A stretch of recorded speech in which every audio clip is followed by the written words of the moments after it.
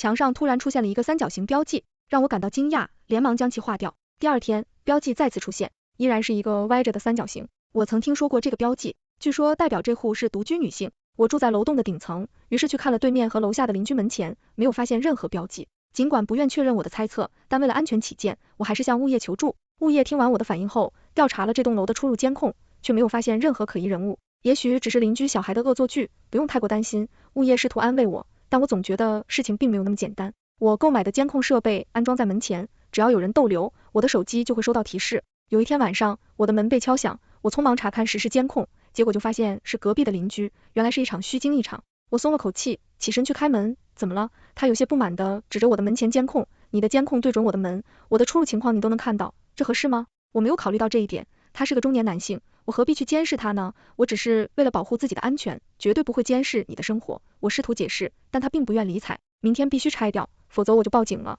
他走后，我迟疑地上网查了一下，果然是违法行为。算了，我把监控取下来，安装在玄关处，正对着门，这样有人开门也能看到。另外，我在门口放双男士拖鞋，虽然有些掩耳盗铃，但总比什么都不做好。隔天，门口的标记变了，多了一个圆圈，圆圈和三角形分别代表男女，也许是被拖鞋误导了。我因为这个多出来的标记感到宽慰。由于工作繁忙，我过了家政阿姨每周来打扫一次，阿姨已经被我打扫了2年，我对她非常放心，她甚至给我家备用钥匙。以往她来之前和打扫完都会给我发消息，但这次只有来之前的消息。我查看了监控，发现她1小时前就已经打扫完离开了，大概是忘记发消息了吧，我并没有太在意。加班回家时，我下意识地看到开门口的墙上圆圈的标记依然存在，犹豫再三，我选择留下这个标记，毕竟标记着家里有个男人也未尝不是一件好事。在接下来的2-3天里，我一直感觉到家里弥漫着食物腐烂的气味，然而我检查了垃圾桶，里面只有一些干垃圾，让我百思不得其解。我迅速给负责打扫卫生的周阿姨发了一条消息，希望她的安排时间再过来亲你一次。然而许久过去了都没有收到周阿姨的回复，而她的电话也一直处于关机状态。过了1天，我实在受不了这个味道了，于是决定亲自去找家政公司询问情况。然而我却得知周阿姨已经辞职的消息，我追问中介，她辞职的原因是什么呢？中介回答，她只是发了一条消息说有一些家里的事情需要处理，具体情况我们也不清楚。我心生疑虑，我和周阿姨认识已经有2年了，她一直都是非常勤奋的人，常说要为儿子的婚事存点钱，可能她家里真的发生了什么大事吧。我要求中介再次为我推荐一个阿姨，因为之前没有接触过，我特意请了半天假在家监督她的清理过程。打开门后，新的阿姨徐阿姨的表情就变得紧绷，一边捂着鼻子一边说，美女，你家里的味道也太刺鼻了。虽然我也觉得味道不好闻，但她的反应似乎更为强烈。2小时后，徐阿姨清理完毕，却没有找到任何导致异味的原因。她说很可能是下水道反味了，建议找个专业的下水道师傅来看看。我点了点头，只要确定家里没有东西腐烂就好。趁着半天假还未结束，我紧急联系了一位下水道师傅。半小时后，师傅到达我的家，电话中我以为他是个30多岁的年轻人，实际上他的容貌已经50-60岁了。他迅速告诉我下水道已经疏通，整个过程也只花了10分钟左右，通好了，再过2天这个味道就会散去。他说道，好的，谢谢，总算找到了问题的源头，我心里踏实了很多。果然，2天后味道逐渐淡去，到了第3天几乎完全消失。然而就在第3天，我接到了警局的电话，看到来电号码时，我有几秒钟的惊愕，确定是110后，我迟疑地接起电话，喂，你好，请问是陈科吗？是的，我们这里是 XD 公安局，你涉及了一起案件，请协助我们的调查。我一时间甚至没能反应过来，什么？确定是我吗？是的，请协助我们的调查。挂到电话后，我久久不能平静，虽然感到难以置信，但我仍迅速整理好自己，前往了警局。在审讯室内，警察注视着我，顿了顿后说道，周慧芳已经去世了，她最后一次被看到是走向你的家。他的话让我耳边一阵共鸣，你家里有监控吗？在玄关有一个。我仍然处于震惊之中，他不是辞职回老家了吗？警察没有回答我的问题，请提供这段时间的监控。我打开手机上的监控软件，递给了警察，他确实从我这里路过，监控录下了。2分钟后，警察皱起了眉头，这些监控里只有那天的画面是缺失的，缺失不可能啊，我一直都没有动过。警察坐在另一侧与我对视，仿佛试图从我的眼中找出一些端倪。有没有其他人进过你家？没有，站在之前确实没有，之后也只有阿姨和通下水道的师傅。沉默了片刻，警察缓缓说，周慧芳昨晚被遗弃，什么？所以希望你能老实交代，她最后一次被发现是在去你楼栋的监控中，信息太震撼，我好一阵子都难以接受，但无论警察如何追问，我并不知情，也无法得知实情。最终，由于没有足够的证据，他们只能释放我。这2个词抛尸在我的脑海中不断浮现，使我无法专注于其他任何事情，一股恶心的感觉让我几乎想要呕吐。我向公司请了年假，决定在家里调整一段时间。突然间，我意识到最近没有见到隔壁的邻居了，我陷入了一种怀疑的状态。抛尸这个词再次在我的脑海中浮现，犹豫了很久，我紧握拳头，最终决定去敲门看看。10秒过去了30秒过去了，1分钟过去了，门没有打开，我手心满是汗水，再次敲了一遍。虽然本来没抱什么希望，但这次门很快就打开了，我松了口气。有什么事？邻居问道。为了不显得突兀，我随即找到了个理由，家里停水了。你这里停了吗？没有。他淡淡的瞥了我一眼，然后关上门。我转身往回走，但刚一转身，我的表情就变得惊恐不已。尽管长得一模一样，我们已经做了2、3年的邻居，但他的身高明显比之前高了很多，他根本不是我的邻居。如果是平时，我可能会忽略这点，但在我紧绷的精神状态下，这变得不可忽视。我强迫自己保持冷静，关上了门，然后再也站不住，软弱地瘫倒在地上，双腿无力，颤抖的时候想要报警，却不知道该如何表达。最终我放下了手机，没有报警。稍微缓解了一些后，我扶着门站了起来，透过猫眼往外看，对面的大门紧闭，一点动静都没有。颤抖着走回卧室，我躲在被子里。周阿姨的死和邻居下落不明，让我感到毛骨悚然。正当我觉得这一切荒谬时，余光飘到了落地窗，黑夜已降临，我清晰地看见了自己。往下看，床底下均躺着一个人，是隔壁邻居。我深吸一口凉气，全身几乎一动不敢动。经过一段时间，床下依然没有任何动静，我轻声呼唤王峰，担心得到回应，又渴望听到回应。沉寂持续了很久，我的身体开始不受控制的颤抖，不可能的，不可能会发生。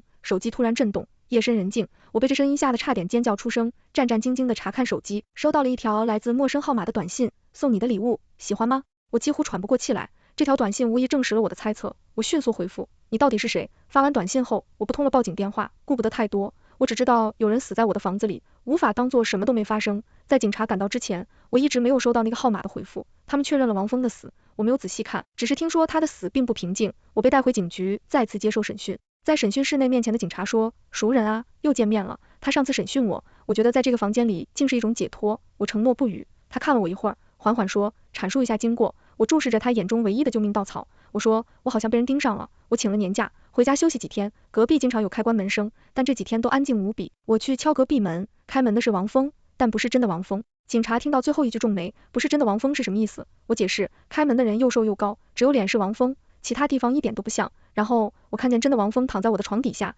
神经室内陷入寂静。你说的这些我们会调查。警察带走了我的手机进行调查，加倍封锁。审讯结束后，我被送进了看守所。在调查结果出来之前，我只能待在这里，反而感到一丝安心。第3天，出过的调查结果出炉，警察再次对我进行了审讯，传来一则让我毛骨悚然的消息。在审查中，他们透露黄峰的死暂时没有新的线索，但经过检验，周回芳的死亡地点竟然是在你家的阁楼。阁楼，我几乎忘了自己家里还有这个地方。这个阁楼是顶层业主的额外空间，一直没有被装修过，我也几乎没怎么去过。我吃惊地问，为什么会这样说？警察递给我了2张照片，透过栏杆，我看到照片上有血迹和发丝，经过对比确认是周回芳的。阁楼上发现了这些，我们有理由怀疑你是重点嫌疑人。我试图辩解，不对，隔壁那户的人呢？就是我之前说的冒充王峰的那个人，你们找到了吗？然而，警察摇了摇头，在王峰家我们也进行了调查，但只有王峰的痕迹，没有你提到的那个人。这个消息让我感到窒息，还有我的手机，那个号码，你们查到来源了吗？我的最后一次希望也被打破。我们会继续调查，也请您想到什么第一时间告知我们。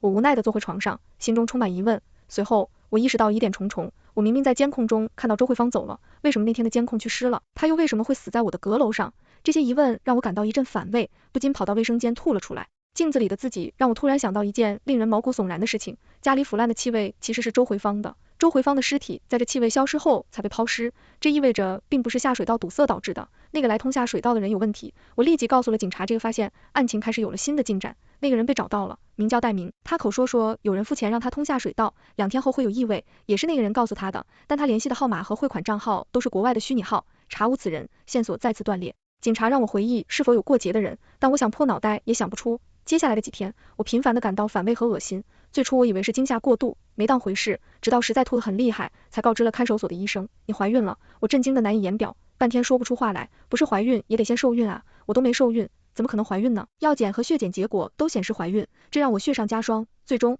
调查结果无法证明我是凶手。15天后疑罪从无，我终于被释放。刚出来，我赶紧去医院，无法相信怀孕的事实，所以再次检查，看到单据的那一刻，我彻底崩溃，晕倒在门诊处。当我醒来时，我发现自己躺在一张病床上，医生告诉我，他们无法联系到我的家人，并催促我支付欠费。这时候我才醒悟过来，经过这么长时间，我竟然没有收到父母的任何消息，这样我感到异常不寻常，一种可能性在我脑海中浮现，于是我开始拼命地给他们打电话，忙印，电话响了都不停。我迅速办理了出院手续，直奔家中。一抵达家门，我径直走向阁楼，这是案发的地方。我感到一阵惧怕，但更令我害怕的是，我不敢再往下想，屏住呼吸，我走上了最后一层楼梯，阁楼空无一人，我松了口气，心弦在嗓子眼的紧张也逐渐消散。就在我转身准备下楼时，背后突然传来微弱的脚步声，下意识回头，但仍然是空无一人。这脚步声是从哪里传来的？我不敢停留，装作无事一般下了楼，坐在客厅的沙发上，我思考着唯一合理的解释，有密室。我不打了报警电话，迅速被接通。你好，有什么需要帮助的吗？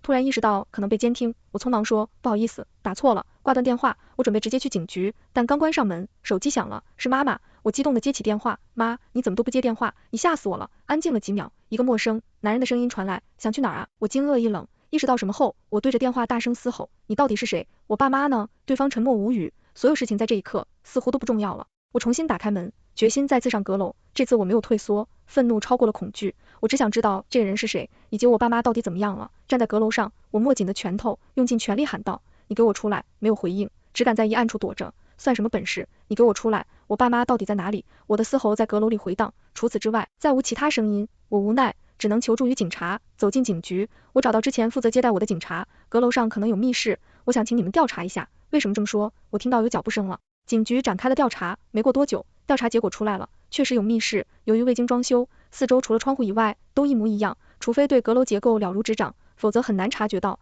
某个拐角处面积减少了5平米，在这5平米的空间里，没有找到凶手，但找到我的妈妈。我在警局等待着他们带回来的消息。你的母亲我们找到了，不过什么？我的心提到了嗓子眼，不过她中度昏迷，救护车已经把她带走了。我甚至因为这个消息松了口气，至少不是我心里以为的最坏结果。警察送我去了医院，在看到我妈的那一瞬间，我为我刚刚松了口气的反应感到可笑。她的面部满是淤青，胳膊上布满或深或浅的血痕，没有人知道她究竟经历了。我颤抖着手，在她的病危通知书上签字，眼泪滴在了纸上，模糊不清。我妈昏迷了3天，这3天我签了2次病危通知书，我不敢去她的床头看她，以前的有些胖的妈妈就在比我还瘦，我光是想到这里都能哭得泣不成声。警察说我妈目前是案件最后的突破口，但我不要什么突破口，我只想她能醒过来。这些天我也在不停地给我爸的号码打电话，可直到我有精力去警局报了人口失踪案时才得知，我爸早在半年前就去世了。什么？警察的神情因为我的反应有厉似异样，他半年前就已经去世了，你不知道吗？我完全傻眼，不知道啊，这肯定是你们搞错了吧？怎么可能呢？警察看了我半晌，若有所思，你有多久没见过你父亲了？我如实回答，大半年了，工作忙，到过年才会回去。难道是我妈刻意瞒着我？这么大的事情，不可能啊！我又打通电话给姑姑，姑姑，我爸在家吗？我联系不上他，姑姑的声音很明显顿了一下，傻孩子，说什么呢？是不是太想爸爸？我爸呢？我不死心的又问了一遍，难道你妈没告诉你吗？不对呀，他葬礼你不是回来了吗？我无法描述此刻的心情，悲痛又觉得荒唐。葬礼，我回去了，还有之前被查出的怀孕，有太多解释不了的事情，我实在消化不了。我想回趟家去看看爸爸，哪怕是墓碑，我也想亲眼看到。丹奈和妈妈住院，需要有人陪护，交给别的人，我都不放心，所以回家这件事只能暂且搁置。我趁着在医院里的这段时间做了流产，我无法说服自己去接受一个来历不明的孩子。时间不知不觉过去了大半个月，起初还会有警察来做笔录和询问病情，近期都没有了。这间病房里来了个面生的人，我记忆里从未见过他，但他却说他是我的丈夫，伸手就想揉我的肩膀。我嫌弃地拍开他的手，酒喝多了吧你？他满脸愧疚，老婆，我知道我出差的时间确实有点久，但工作的事情我也没办法，你别生气了，这是什么愚蠢不对马嘴的话？我有些不耐烦，这里是私人病房，请你出去。可他仍旧赖着不走，还一口一个老婆都在叫我。无奈之下，我叫来了护士。护士迅速走近，先生，请您离开一下，这是私人病房，只允许家属探访。我回到床边坐下，选择不再介入此事，留给护士处理。他们进行了一番交涉，护士随后有些为难地看向我，我察觉到他的目光，有什么问题吗？他犹豫地回答，他自称是您的丈夫。我觉得有些好笑，你也信了吗？我会不认识自己的丈夫吗？护士指向男人手中的手机屏幕，这张结婚照上的人是您吧？结婚照。听到他的话，我站起身走到那边，人们打算否认的话，在看到照片的瞬间卡在了嗓子眼，照片上的人和我简直一模一样，这下我完全不淡定了，我根本就不认识他呀，这到底是怎么回事？他的手机里不仅有结婚照，还有一些日常的照片，这些照片里的主人公都是我和他，难道我失忆了？不可能啊！我决定去民政局查询我的婚姻情况。男人说，我陪你一起去吧。我想都没想去拒绝了，不用，我托护士替我照看一会我妈，并特地强调别让这人接近她。可护士却面露蓝色，他是你丈夫，我们无权阻止他探视，谁能证明？护士不说话了，但拒绝的意思很明显。我就再要去民政局，如果查询结果是确实结婚了，我自然不会为难你们，但就再没有人能证明，我不可能把我妈交给一个陌生人。我据理力争了很久，护士才勉强答应下来。在民政局内，我坐在咨询台前等待着查询结果，说实话，挺没底的，最近的事情都太荒谬了，真真假假我已经快分不清了。于是这边查询到你目前是已婚的状态，在今年4月份和黄先生登记结婚，得知这个结果时，我并没有很震惊，更多的是无助，我不知道我怎么了。就在这时，我的手机响了，是医院打来的，陈科是吗？麻烦尽快来趟医院，你母亲突然心脏骤停，需要紧急手术。赶到医院时，我妈已经在抢救室里了。我再一次签下了病危通知书，那个自称是我老公的男人，全程都陪在我旁边。这次比以往都要危险，我蹲在墙边止不住的哭。抢救中的灯灭了，医生从抢救室走了出来，我立马迎了上去。我妈怎么样了？还好，抢救的及时，目前已经没有生命危险了。我哽咽着不停的谢谢医生。解决了我妈的事情后，就轮到解决我和她的事情了。我直截了当，你找个时间，我们去办理离婚。老婆，你说什么呢？我很厌恶他这么叫我。但就在我们确实是夫妻关系，我他的口气，抱歉，我的记忆可能出了点问题，但我确实不记得你了，我也没法和一个不认识的人以夫妻来称呼。他没同意我说的话，但不同意也得同意。我打算等我妈稳定一些的时候，再去找律师咨询一下这件事。这天我去询问我妈病情的时候，我顺带问了自己的事情，很多事情我都不记得发生过。请问这是怎么了？医生头也没开，没事，就在很多年轻人也见嘛。我这个可能不是见嘛，我不记得我结过婚，但我确实结过了。医生这才看向我，再说具体细，我不记得我结过婚，不记得我爸去世了，也不记得我去过他的葬礼，而且我之前莫名其妙的怀孕了，我也不记得为什么怀孕，去拍个 CT 看看吧。医生断了下，怀疑是精神分裂症。精神分裂症，这个只在新闻里听过的词，没想到会离我这么近。CT 以及一系列检查的结果出来了，确诊是精神分裂症。这个结果使我感到恐惧，不仅是对这个位置的疾病的恐惧，更是对于周阿姨的案件与我之间可能存在关联的恐惧。毕竟这起案件发生在我的家里，我甚至能够忘记许多重要的事情，但却无法忘记这一时间，这是我陷入了自我怀疑的情绪。在这个孤立无援的状态下，初期的是，那个男人一直陪伴在我身边，尽管我患上了这个疾病，失去了对他的记忆，甚至流产了我们的孩子，但他依然不离不弃地陪伴着我。也许我们之间的关系曾经真的很好。为了照顾自己，我向公司请了长假，由于我是公司的老员工，一开始并没有引起太多关注。然而，随着时间的推移，职位也不能一直悬空，最终我决定去公司辞职。在病房里，有黄奇峰一直关注着我，这让我感到安心。他在这段时间里付出了很多心血，我也逐渐没有像刚开始那样排斥他。在去公司办理离职手续时，一些关系不错的同事询问我离职的原因，考虑到他们是多年的同事，我没有隐瞒，我妈住院了，我辞职照顾她，病情不严重吧？有人关心的问，我微笑着憋住了回答。同事们也没有再深究。那你爸呢？离职后回职场可能不容易吧？我爸去世了。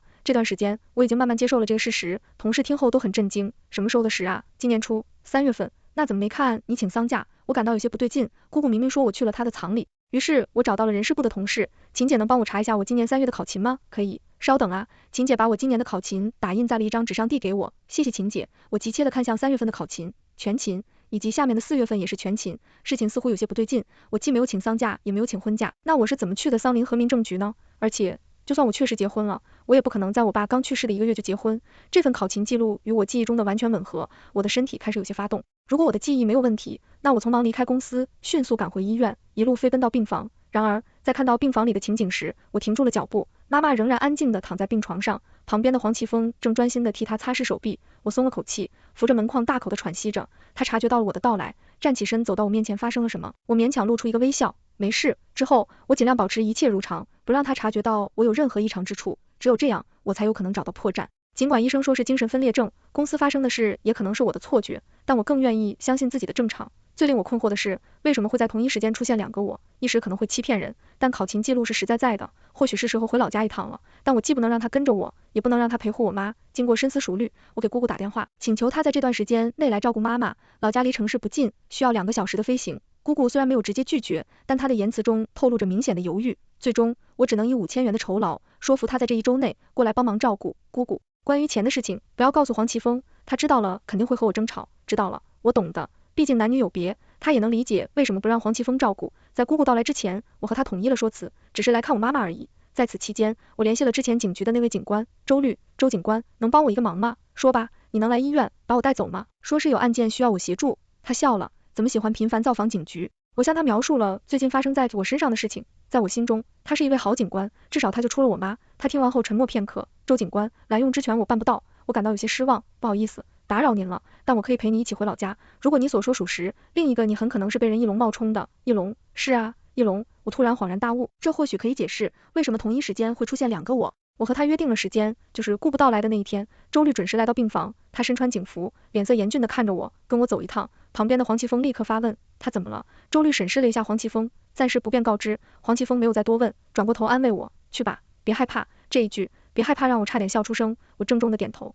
离开医院后，我再也忍不住笑了。你不是说不能滥用职权吗？他也笑了。这算滥用职权吗？只是找你出个远门而已。周律申请了调查令，回家换了私服，我们打辆车去机场。下午2点，飞机着陆。我根据姑姑提供的信息，找到了我爸的墓碑。当我看到爸爸照片时，我心灰意冷。我跪在墓前，长时间的与他诉说，甚至没有能见到他的最后一面。但悲伤之后，我必须整理好情绪，因为更为重要的事情正等待着我。周律带领我前往当地的警局。我问为什么要来警局，他回答，你觉得他会留下这颗棋子吗？我一时间没有理解他的话。由于他的警察身份，当地的警察非常合作，他开始调查自今年3月以来发生在本地的案件。在这个小地方，几乎没有发生过什么案件，而凶杀案更是凤毛麟角。然而3月之后，竟然有2起凶杀案，一起是女性，一起是男性。令人吃惊的是，无需缩小范围，我们直接锁定了嫌疑对象。周律请当地的警察查看了当时女性凶杀案的档案，受害者名字是王思婵，她被人杀害后被抛尸在草堆旁。虽然我从未见过她本人，但她照片上的身形与我非常相似。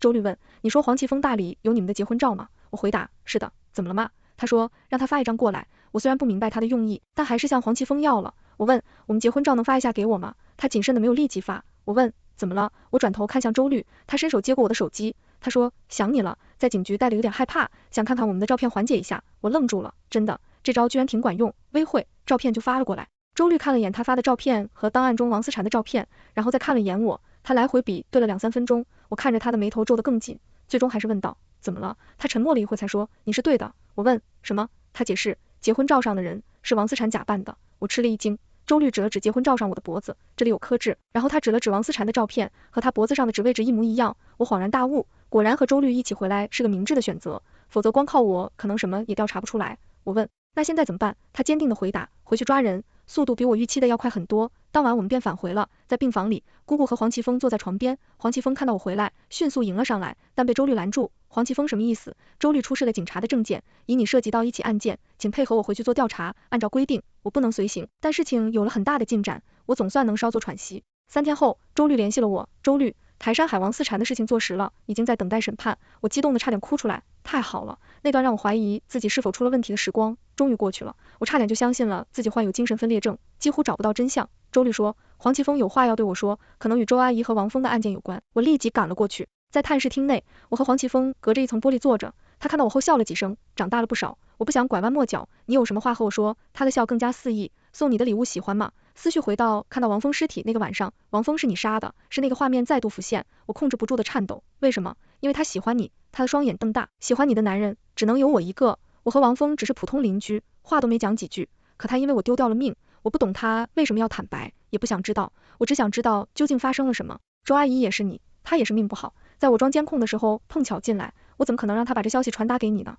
这样我还怎么监视你？他笑了，于是我把他扑到隔壁杀了。他跪地求饶的样子让我杀他杀了都没劲，我的泪在眼眶里打转，红着眼瞪他。周阿姨辛苦了一辈子，再奋斗2-3年就可以退休安享晚年了，你凭什么？凭我爱你。他的声音高了几分，我做这些都是为了你，我觉得窒息，不想和他辩论，没有意义。那监控里为什么有他离开的画面？我修改了，把他之前和那天穿的一样衣服的拼接道理起。那警察看的时候为什么缺失了？在得知你要去警局之前删掉了。警局的一切能测出是修改过的，又解释清楚了一件事情。突然我想到我妈，声音带有些颤抖，我妈也是你干的，她一直都不同意我和你结婚。你爸葬礼的时候，她还认出了王思婵，她的表情没有一丝愧疚，反而像是在夸耀。但是我爱你，我不想看你失去她痛苦的样子，所以我留了她一口气。我想起了我妈被发现时的样子，满脸的伤，哪有妈妈会认不出自己的孩子？这难道就能作为她被伤害的理由吗？我被通到说不出话来，我这胸口缓了好一会儿。她试图安慰我，你不用这么感动，我做这些都是应该的，只要能和你在一起，我做什么都可以。我冷笑了一声，被感动了吗？实在是个沉重的病症。